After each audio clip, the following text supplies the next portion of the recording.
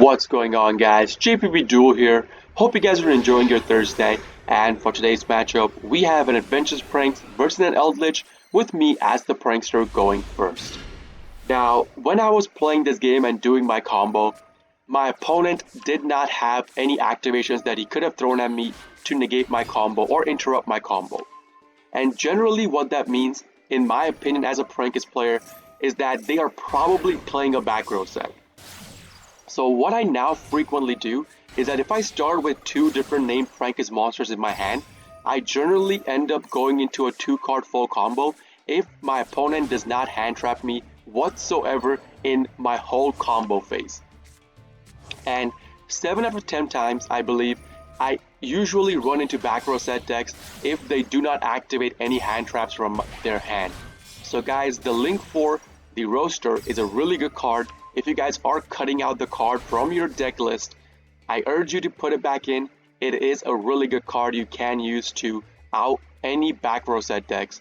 And generally, if you get Roaster on field, what ends up happening if they can't out it, they end up surrendering the game. So I could not sadly do it this game, so I do the best I can, go into my full adventure pranks combo, end my turn. At the end, we activate our pranks, recycle 3 cards, draw into an Enchantress. Not a good card, but that's still okay. Opponent's draw phase, obviously we want to activate our Bow Wow and get our cards we require for the Butler combo into our hand. Now you guys are seeing that I do have the Lancia in my hand, but generally you do not want to pop Lancia preemptively when you get your full Butler combo on board. So what you do is that once you use Pandemonium go into Butler after your opponent puts cards on the field that you think are worth popping, you get your graveyard activations, you chain your Butler to it, you banish Meowmoo, and then you chain Lancia to that. So that way, you are done banishing your cards to get the effects, and your opponent cannot banish any more cards afterwards. That is the usual way you want to use Artifact Lancia if you get the full Butler combo on field.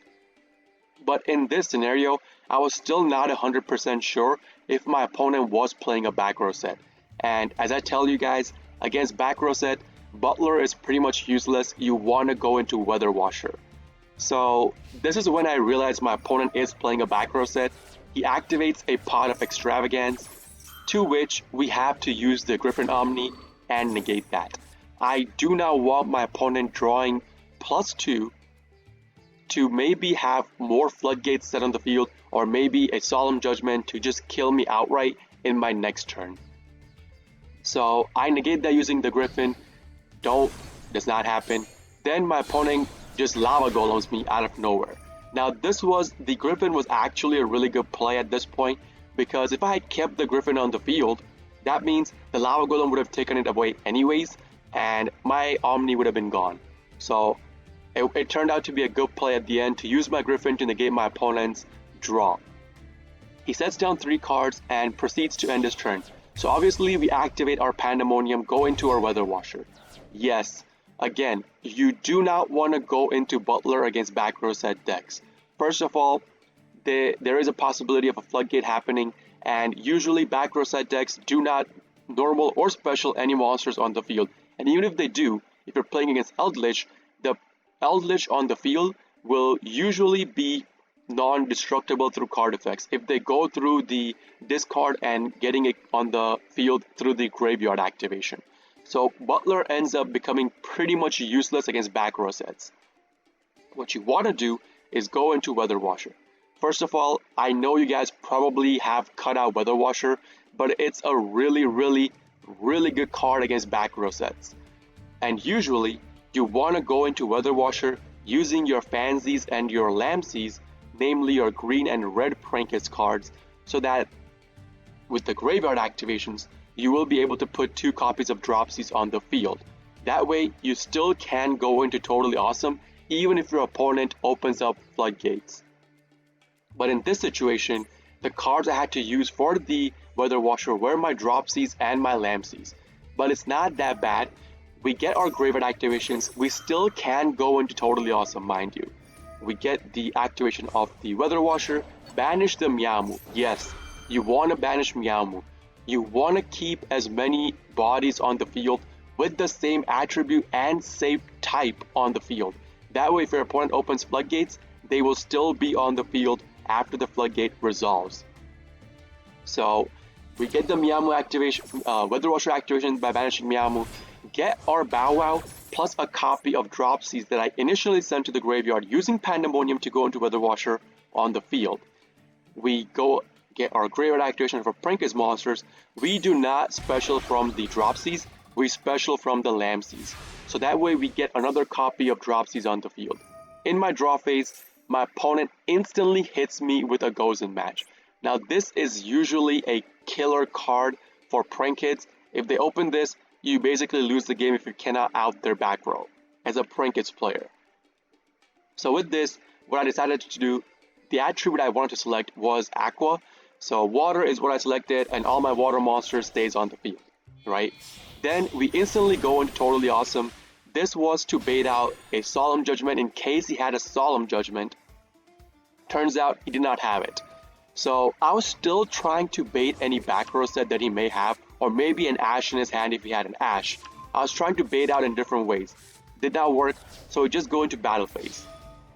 Now right here you guys will see something that you usually don't see if you don't know what Weather Washer does and if you don't utilize Weather Washer.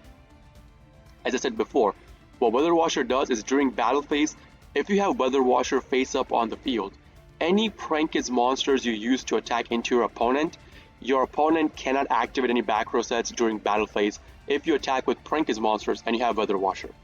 So that's the activation you guys saw of Weather Washer lighting up real quick. My opponent cannot activate the back row sets. You guys see right there? They are currently unactivatable. So I get my 2k damage whack in his face. Once I go to attack with Totally Awesome, however, he activates his back row set, which is Haquero. Puts it on the field. Against Eldlich players, generally guys, what they like to do is they like to activate their back row sets like Sanguine or their Haquero or a Guardian during battle phase, not during main phase. So if you have Weather Washer and you go into battle phase, attack with the Prankets cards, they will not be able to activate it. And sometimes it can sneak you a victory if your opponent does not know how Weather Washer works. So I got 2k damage in, I whack his Haquero with my Totally Awesome, we don't care about it, and at the end of my turn he activates the Scarlet Sanguine on the field. Now I use my Totally Awesome, negate the Scarlet Sanguine, and since I had another Aqua monster on the field, namely my Weather Washer, I send to the graveyard my Weather Washer to negate my opponent's Scarlet Sanguine.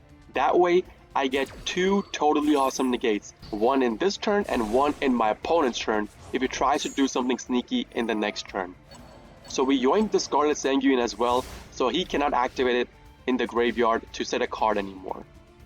Now this is where I made a misplay, since I know my opponent is playing Eldlich, and he could have drawn into another pot of E or pot of P, which he did. What I should have done in the draw or standby is that I should have preemptively popped my Lancia, thinking that if he does get a card like that, he would not be able to draw 2 extra cards. Misplay on my part, I agree, but seeing this, what happens was I just used my Totally Awesome to negate the pot of E, negate, destroy, and yoink the pot of E, so he does not get the 2 card draws. The other card in his hand turned out to be a Cursed Eldland. So my opponent is going to activate the Cursed Eldland, and then with that, he's going to be searching for a copy of Conquistador. Now, this is not a misplay. He still has the Haquero activation in the graveyard to set a Scarlet Sanguine on the field. So that way, since he knows I'm playing Prank Kids, if I try to put any cards on the field, he can just go into Golden Lord plus the Conquistador, pop it on the field. That was the play I figured my opponent was trying to do. So, draw phase for us, let's see what we draw into. We draw into a copy of Fancies. Now, this is not a card that allows me to push past my opponent's board. At this point, I'm thinking, the only card that maybe can allow me to push past my opponent's board is the card I yoinked using Totally Awesome. So, the Pot of Extravagance. But Pot of Extravagance, the cards that get banished are not cards you select. They are randomly banished face down from your extra deck. So I still activate it. And I activate this, I select 6 cards. And turns out the 6 cards they got banished, and I was extremely lucky in this scenario where my Butler, my Doodle-Doo, my Rocket Ride, my Bow Wow, my Nightmare, and Access Code. Those were the cards that got banished. I was a-okay with this because the cards that were in my extra deck allowed me to tap into my combo. I still had my Link 1 climb, still had my Link 2 climb, still had my Link 4 as a heart piece, and still had Weather Washer to deny my opponent's back row activation afterwards. Even had a way to OTK with Boral Sword if I had to go into Boral Sword later. So I was extremely lucky in this pot of E. And I'm telling you, when I say lucky, I mean ridiculously lucky. Because with this pot of E, I ended up drawing a Harpy's Feather Duster. Now we know our opponent does not have any back row negates that he could have said. We know this card is Conquistador, we know this card is Scarlet Sanguine. So once I activate Harpies, he cannot negate it. He goes into his Conquistador and then activates the Scarlet Sanguine as well. So that way the Conquistador can get a pop on the field. And the card my opponent chose to pop out of everything was, I believe, my Faithful Adventure. So it pops the Faithful Adventure. We don't even care about that. We have the full Adventure combo in our hand. We will be getting the Omni. With the Cursed Eldland, he sends a copy of Akara to the graveyard. We actually do not care because I was going to kill my opponent this turn itself. So we go into our Faithful Adventure full combo, putting the Omni, and once I normal drop season go into my combo, my opponent realizes he's pretty much screwed and he scoops right there. That's going to be the end of the game, guys. If you guys do enjoy this kind of videos, please consider hitting the like button, subbing to my channel for more daily prank and video uploads, and if you guys are interested in the live version of all of this, I do live stream on Twitch, twitch.tv/jpbduel. Link along with my schedule and a link to my Discord will be in the video description itself for you guys to check out. This is JPBDuel signing off for today. I'll see you all in the next video. Peace!